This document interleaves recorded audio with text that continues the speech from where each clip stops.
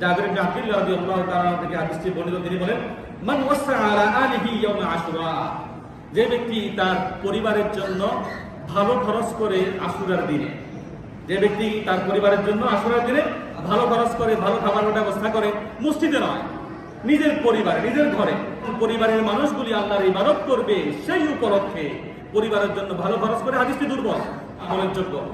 তো আল্লাহ রাব্বুল আলামিন তাকে পুরো বছর ভালোভাবে রাখার জন্য তৌফিক দান করবেন। সুবহানাল্লাহি ওয়া বিহামদিহি। মান ওয়াসা আলা আলিহি ইয়াউম আশুরা ওয়াসা আল্লাহু আলা আলিহি তুলা সালাতিহি।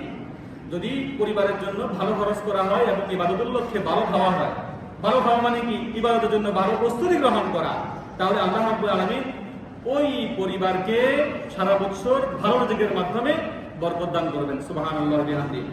তাহলে শুধু এই ব্যাপারে একটা হাদিস পাইছি আশুরার দিনের ব্যাপারে, যে ভালো খাওয়ার বৈধতা আছে, কিন্তু এই শবে বরাত কেন্দ্রিক ভালো খাওয়া, শবে কদর কেন্দ্রিক ভালো খাওয়া, এরপর অন্য দিনগুলিতে ভালো খাওয়া, এগুলির ব্যাপারে কোনো হাদিস ইসলামী শরীয়তে নাই।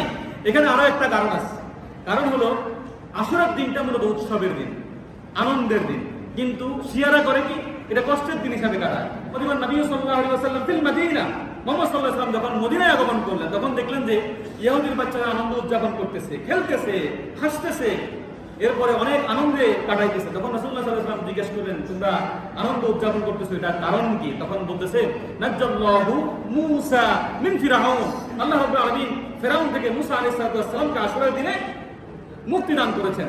ফাসামাহু মূসা, মূসা আলাইহিস সালাম এই দিনে সিয়াম সাধনা করেছেন। এরপর রাসূলুল্লাহ সাল্লাল্লাহু আলাইহি ওয়াসাল্লাম বললেন, ফানাহনু আহাক্কু, অন্য রাওয়ায়ে আসছে আওলা বিমূসা মিনকুম, তোমাদের চেয়ে তো মূসা আলাইহিস সালামকে আমি বেশি মহব্বত করি, তোমরা যদি রোজা রাখো তাহলে আমরাও রোজা রাখবো। এরপর সাহাবায়ে কেরামকে ডাকলেন যে তোমরা এই দিনে সিয়াম সাধনা করা। তো এই দিনে সিয়াম সাধনা মূলত কেন? শুকরিয়াটা, শুকরটা কিসের জন্য হয়? আনন্দের জন্য। তো আনন্দে মানুষ ভালো খায়, এই জন্য আমরা হাদিসের ব্যাখ্যা এভাবে নিয়ে যে আমরা ওই দিন ভালো খাবো। কিন্তু এই আশুরার দিন ছাড়া অন্য কোনো দিনে ভালো খাওয়ার ব্যবস্থা করা, মসজিদে লাফালাফি করা, চাঁদা কালেকশন করে মসজিদে খাবার আয়োজন করার বৈধতা ইসলামী শরীয়তে আছে? নাই। আল্লাহ রাব্বুল আলামিন আমাদেরকে প্রথমে শরীয়ত বুঝে, এরপরে শরীয়তকে মেনে জীবনকে সুন্দরভাবে শরীয়ত অনুযায়ী চালানোর জন্য তৌফিক